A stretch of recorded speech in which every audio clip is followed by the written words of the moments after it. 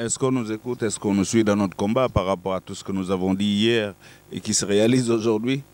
Je pense qu'il y en a qui écoutent, il y en a qui entendent, il y en a qui entendent mais qui n'écoutent pas, il y en a qui écoutent mais qui n'entendent pas profondément ce que nous disons. On n'est pas fiers quand ce que nous avons dit hier se réalise aujourd'hui. On n'en est pas fiers quand on a alerté par rapport au coup d'État, ce qu'on appelait dans une chanson coup d'État démocratique.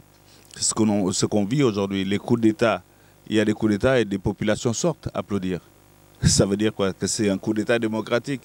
Et je ne crois toujours pas que ce soit les militaires qui doivent gérer la tête de nos États. Je pense que les militaires doivent être dans les casernes. Je comprends qu'à des moments donnés, on est dans l'obligation de mettre les conditions de la discipline. Donc que les militaires soient obligés.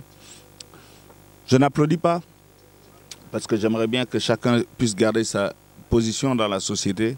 Mais je comprends que dans certains pays, il y a des moments, quand les institutions ont été violées, quand la sécurité est gravement menacée et quand la justice n'a plus de sens, et je comprends qu'à un moment, il y ait un besoin de remettre de la discipline. Donc je suis en tout cas ici pour essayer de comprendre quel est cet élan nouveau qui se lève, quel est ce vent nouveau.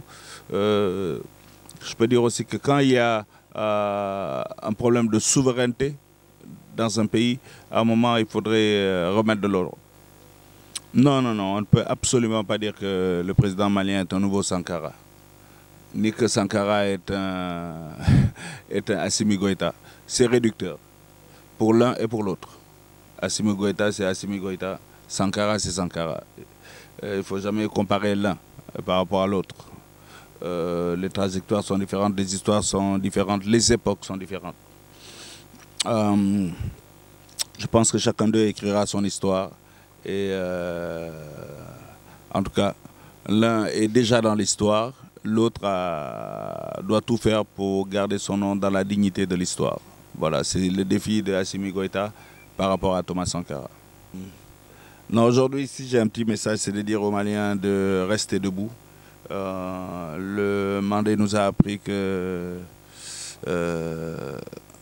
quand on refuse, on dit non. Ça, je l'ai appris du Mandé. Il m'a appris aussi cette phrase de Samori Boribana. Donc, on est obligé d'être debout aujourd'hui face à tout ce qui nous arrive.